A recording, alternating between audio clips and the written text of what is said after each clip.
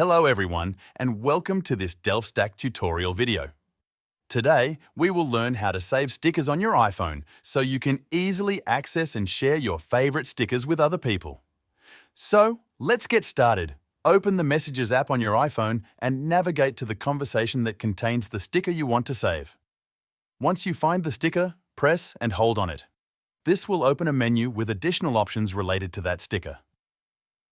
From the available options, tap on Emoji Details.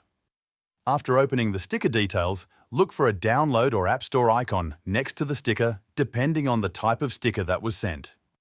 Tap on the available option to continue.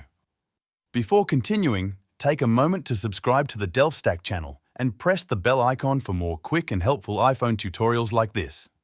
After tapping the Download or App Store option, you will be taken to your sticker drawer or the sticker app associated with that sticker collection.